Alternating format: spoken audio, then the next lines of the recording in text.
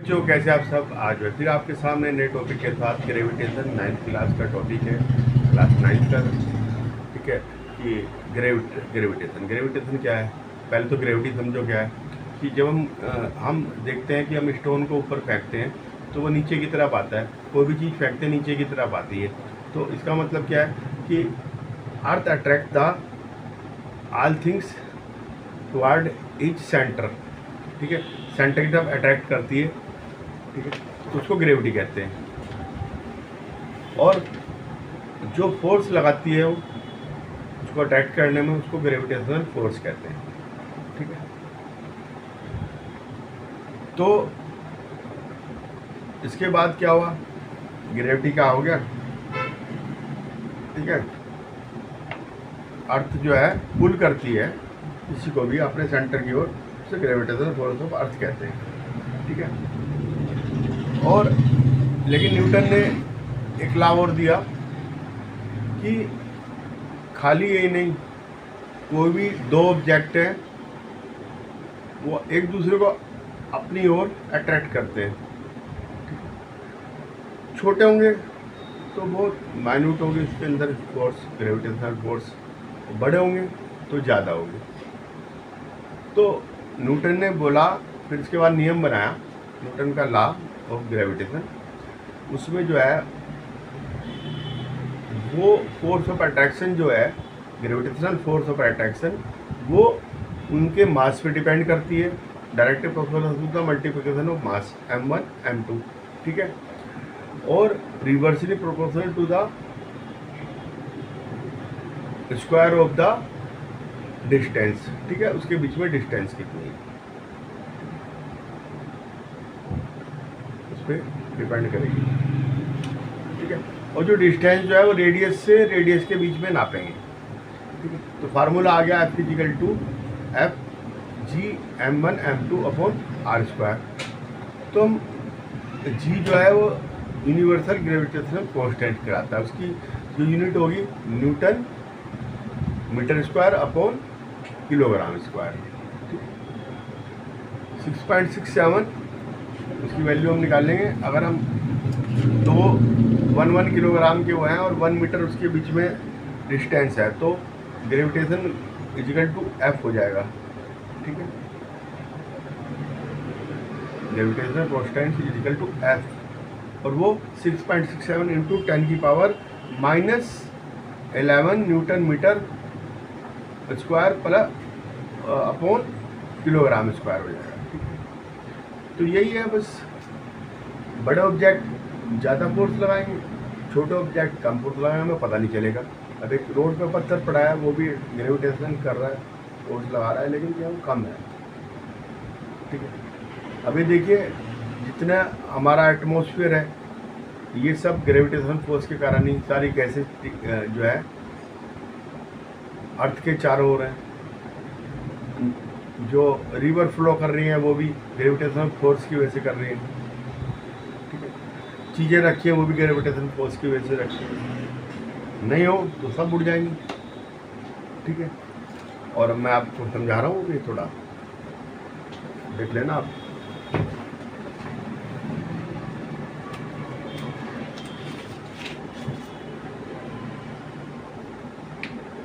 The earth attract the,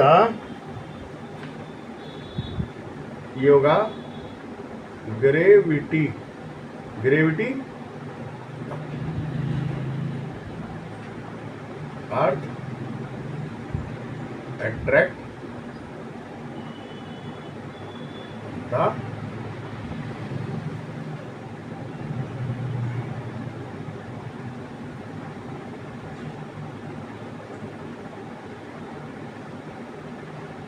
stone. ठीक है, और ग्रेविटेशनल फोर्स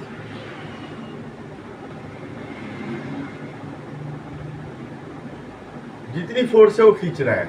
ठीक है, अट्रैक्ट कर रहा है, जितनी फोर्स है वो अट्रैक्ट कर रहा है। जो अट्रैक्शन फोर्स, उसको ग्रेविटेशनल फोर्स कहेंगे। ठीक है, the force which the earth pull the object toward the it's is the card the gravitational force of earth and the gravitational force of earth and gravity जो है वो responsible किसके लिए होती है? एटमॉस्फेयर के लिए। ठीक है, और आपके रिवर्स फ्लो कर रही है। ठीक है, एटमॉस्फेयर है, flow of water in river का फ्लो ऑफ वाटर। ठीक है, ऊपर से नीचे की तरफ भी पानी बहता है पहाड़ों में। ठीक है, और उसी के कारण हम खड़े हो सकते हैं। लेकिन क्या है, न्यूटन ने ला दिया, न्यूटन ने कहा कि every object attract each other. ठीक है, लेकिन वो काय पे डिपेंड करता है? मास पे डिपेंड करता है। मास ज़्यादा होगा, ग्रेविटेशन फोर्स भी ज़्यादा होगा। मास कम होगा, ग्रेविटेशन फोर्स भी कम होगा। तो मास पे डिपेंड करता है। ठीक है, मास पे डिपेंड करेगा वो। ठीक है, every object of universe attract each other object by certain force. ठीक है, ये भी ये दो ऑब्जेक्ट हैं, तो ये एक सर्टेन फोर्स से एक दूसरे को अट्रैक्ट कर रहे हैं। ठीक है, इनकी बीच की दूरी r है, रेडियस, ये m1 है, ये m2 है। ठीक है, दोनों एक दूसरे को अट्रैक्ट कर रहे हैं। मास ऑफ द स्मॉल होगा तो ग्रेविटेशन फोर्स स्मॉल होगा, मास ज़्यादा होगा, ग्रेविटेशन फोर्स ज़्यादा होगा।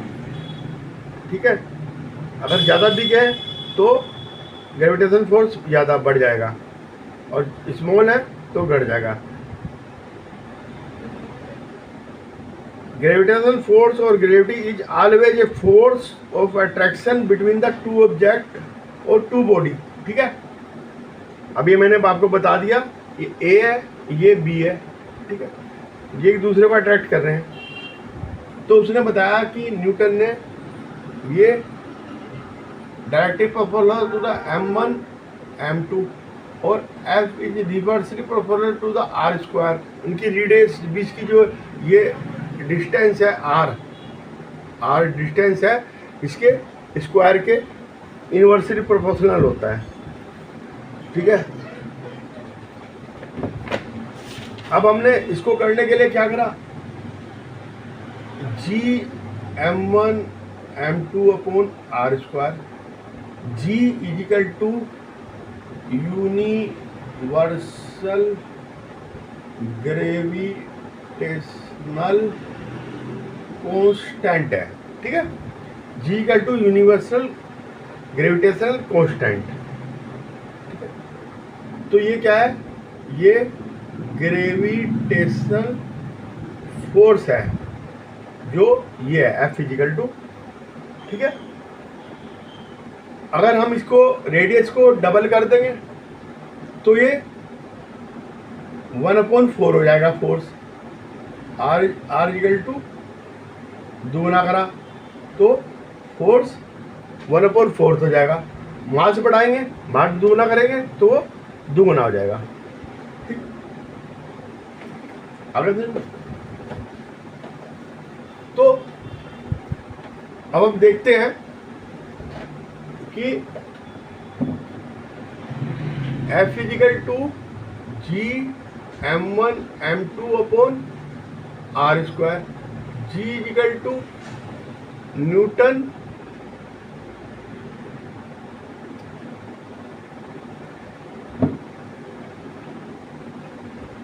इसकी अब ये निकालेंगे हम, जो इसकी यूनिट है न्यूटन,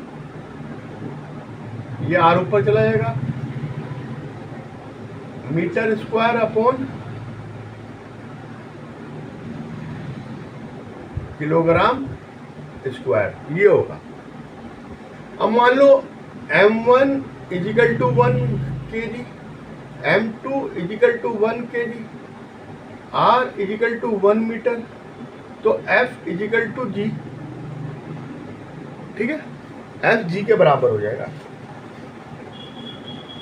और जो वैल्यू होगी इसकी, फिर इससे वैल्यू निकलेगी 6.67 इंटू 10⁻⁻11, ठीक है, न्यूटन।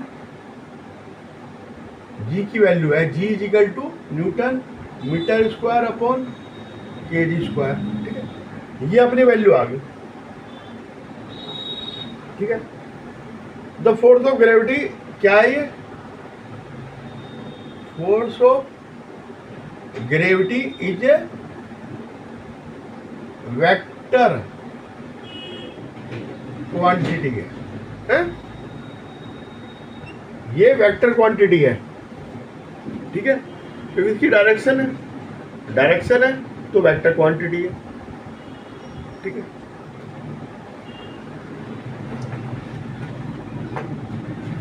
स्मॉल साइज और बिग साइज के बीच में अगर हो,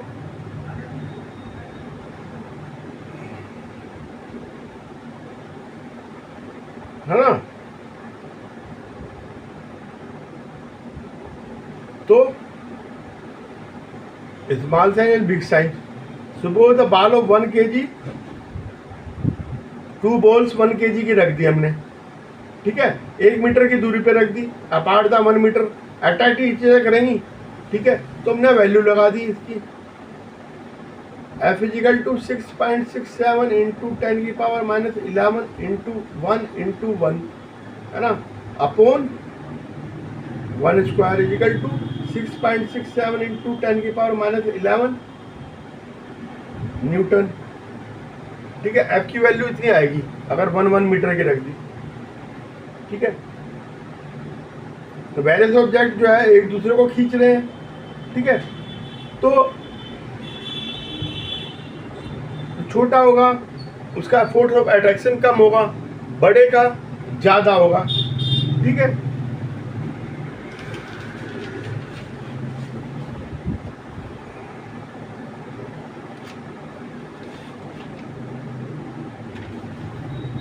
छोटे का, ठीक है। अगर हम कहते हैं फोर्स ऑफ अट्रैक्शन